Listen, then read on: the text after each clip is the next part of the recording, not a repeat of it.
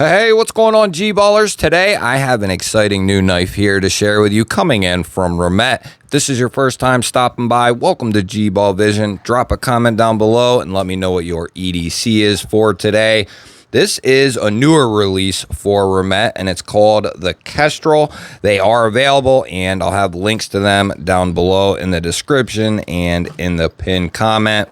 Now, a quick note before we get dove in or until we dive into the knife here, let me know what you think of the camera and the picture quality. This is a newer camera, and it'll be the first time that we're using this camera, and it seems to be quite a bit better than the previous one, although that was really good. This one seems to be even better.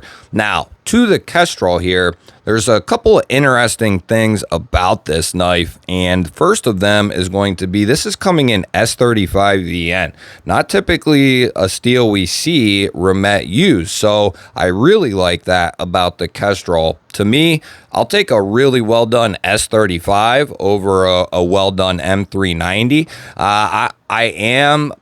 I like edge performance, but it's not the only thing that matters to me. Now, some people will be different and they want that edge retention, but for a true user, a true and dependable folding knife, I think S35VN is more the way to go, especially on the user side of things. S35 is going to be a lot easier to maintain than something like M390. You know, that's just the way that it goes.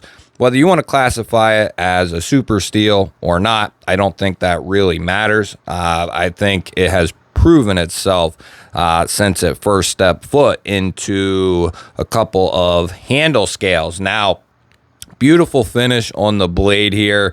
Beautiful sheep's foot as well. Modified sheep's foot. It has that little bit of belly there. We do have titanium handles, and they have a bunch of different versions with different finishes on the blade, finishes on the titanium, and then of course different carbon fiber inlays. I can't remember what the red, white, and blue carbon fiber is called off the top of my head. It's not toxic because that one's like yellow and green and black. Can't remember. Somebody will let us know down in the comments, I'm sure. Then we have a titanium clip that is, so we have a hidden screw underneath the scale here into that titanium pocket clip, and that is milled out there a little bit into the scale, which is going to help keep that pocket clip from going anywhere. So single Torx only there, which is interesting. They could have easily done two, probably should have. That's what I would have done anyway. And it looks like it's going to be right-hand carry only for this particular model. We do have some pivot collars here as well, and really good access to the lock bar. I really like this knife, and I thought it was a decent size. It's coming in right at 7.5. You're going to be looking at just shy of 3 inches, like 2 7/8 of cutting edge, 3 1/4 of total blade. And here we have a couple of comparison knives so you can get an idea of the size of the Kestrel here. And we have the bug out up top, drop bear down there on the bottom from Kaiser. And this is going to be a little bit bigger than both of those, but it's going to be really in that same wheelhouse. You have a little bit more grip length than both the other two. And as far as the edge goes, you're going to be basically right on point with something like the drop bear. So you have a little bit more handle or grip area, and you're going to be getting pretty much all of the edge life, or edge length rather, of something like the drop bear. And a couple of more here. We got the Vostede Raccoon up top, and we got the Kaiser Militaw here on the bottom. And this is going to be a touch smaller than something like the Raccoon is. Very similar on the grip length though, but we have just a little bit more edge with that Raccoon. It's not a whole lot more, a little bit more handle, I suppose. Let's look at that. very similar to the Raccoon. So as far as handle, and going to be a little bit smaller than something like the Militol.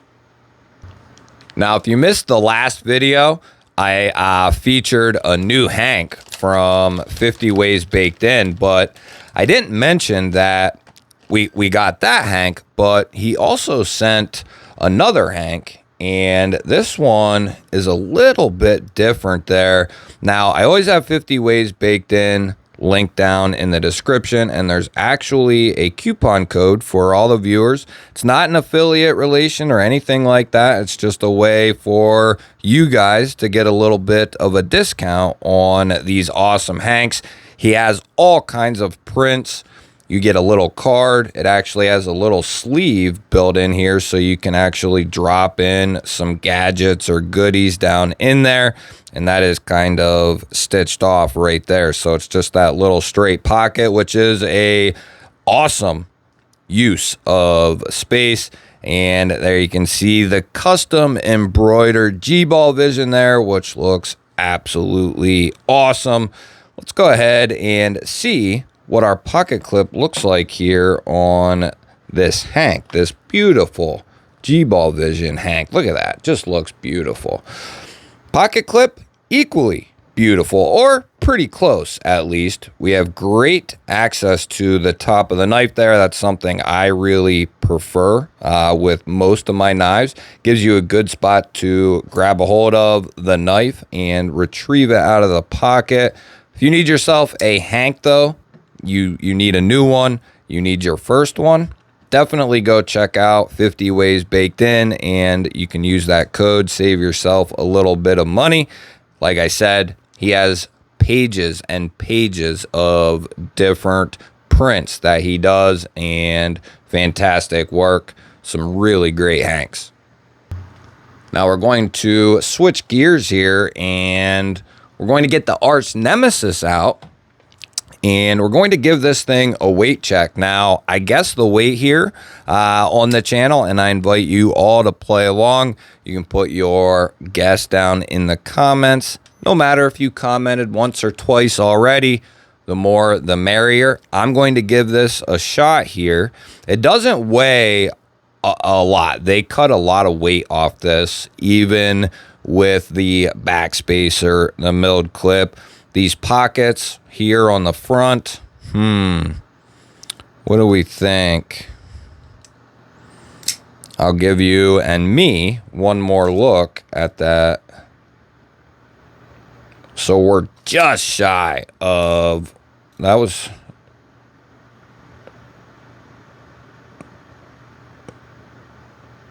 oh, yeah, it's just shy of 3 1/4. I'm going to say 3.3. Oh! Oh, you did me dirty. You dirty dog. 98 grams. Oh, I thought I nailed it. That's why it's the arch nemesis, though, you see? You see what I'm saying and what I deal with every single day. Next up, we're going to check this handle thickness here, and we'll also get a look at the blade. 0.47 there for our handle thickness. It's actually not as thin as I thought it would be. 117 thousandths on that blade stock thickness. It's got some decent thickness to it for it. It feels a little thinner, but it thickens out there, and I don't know. That's chamfered off nicely. It does fit in the hand well. I'll run back through the millimeters here in a second. So what I just say, I don't know if I just said that, 122. Might have been a little bit, that sounds a little different, don't it? And, whoo, 15 thousandths there. 16 thousandths. Woohoo! Getting a little spicy. So we're at 12.16 millimeters handle thickness. We're at 3.1 millimeters for our blade stock. And behind the edge, 0.3 6 millimeters for the behind the edge. Let's see how the Kestrel cuts out of the box. We'll go ahead and use our standard catalog paper here, and we got the Morris section, always a beautiful section. Falkneven as well. Sheepsfoot blade speaks for itself, though. It's a great utility blade shape, makes a great EDC blade shape just for all-around use. Great for a work knife as well, and as I said earlier, S35 is a great steel. It's well-rounded, easier to maintain than a lot of the super steels that are out there, and it'll still get the job done beautifully, I might say. And the more I look at this, the better those grind lines just seem to get, or the more detail I'm picking up. But that is a beautiful looking finish there. And then we have a hand satin on the flats. And then that top swedge, which gives this a little bit of character, added character. That is a beautiful belt satin along with the primary there. Great access. Action is just spot on. Spot on. If you like thumb flicking, this will be money. Reverse flick, you can come right up under that post, that stud, onto that ramp, and you just get a ton of traction. Now, as far as the rear flipper goes, it does have jimping on it. Sticks out a decent ways, not too far though, and that feels good as well. It's definitely more of a light switch than it is. You could kind of 50-50 it, push button, kind of light switch, but not really a push button in any sense. I mean, you could do it, but it's a little pokey there. Definitely more for that light switch. Now, we're going to check out the lock situation here, and we're looking at about 30% for our lockup. We have a non-tooled pivot there, and it looks to be T6 on the body screws there. Interesting. T8 for the pivot. T6 for everything else. Interesting. I'd like to see T8 there from Remette. I'm sure I'm not the only one who says that. T8 are just easier to deal with, and you know, I'm not 100% sure, but a T8 shouldn't change anything that I'm aware of. You know what I mean? As far as the design is concerned, I don't know what the trouble is with fitting those in, fitting the T8 in. Just gives you a little bit more meat on the screw in order to deal with it. But if you have good quality bits and a good driver, you're going to be good to go in most cases if you're dealing with, you know, a proper knife company. So the next thing we're going to do here is smack the hell out of this thing and see if it stays locked up. Make sure nothing is popping or breaking. What do we got going on? Oh, that looks good. I like that little extra meat up here to really connect the spine of the blade into the spine of the handle. Gives you a nice place to rest your fingers. Would have liked to have seen some jimping out here. I think that would have, you know, just been a nice added touch. But I do like that. That is nice. We're going to give this thing a couple of taps, as I say. Start out towards the tip here, and we'll see what happens. Okay.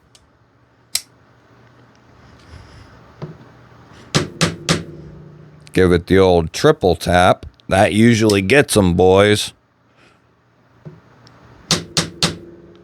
Yeah. She's stout. She's stout. He, she, who am I to say? It sounds good. Real good. And I just whiffed. It's got a strong deployment. Like, it's exactly what you would hope. If you like a good detent, good action off of studs, this is going to be right up your alley. This is exactly what I'm always looking for when it comes to studs. They have to be stronger in order to feel satisfying to deploy. And this one gives you a good feeling. The studs, they do have chamfering on them as well. So you get like a good grip underneath. See that? Little ledge there. I wish it was a little bit bigger, about a 1/2 inch to 3/4 of an inch bigger. Another 3-inch knife though. I like this knife. I just want to see larger knives, more large knives. And I repetitively say that and tell everyone that we need more larger knives, 8 inches and beyond. There are so many 7.5 inch knives out there. We need more 8. Okay. 8 plus. That's my opinion anyway. This doesn't do, it's out of reach for people who can't have 3-inch and over knives. And it puts it out of reach to people who like a larger folder. So, although I know this is an extremely popular size, there still needs to be larger ones. That's what I'm going to say. You'll have to let me know. What do you think of the Kestrel here from Remette? Let me know what you think of Remette and what they've done over the last couple of years as well. I'm interested to hear from you. Let me know if you think this would fit into your rotation or collection. Don't forget to share the video and hit the thumbs up button. Both of those things help the video out tremendously. Can't thank you enough to those of you who do those things. If you're new to the channel and you enjoy knives and EDC, you're in the right place. Make sure you subscribe because I release videos like this every single day. I'd love to have you here. I'm going to pop a couple of new videos up. Go check the one you haven't seen out yet. Have yourself an awesome day. I love you all, and I will catch you on the next one.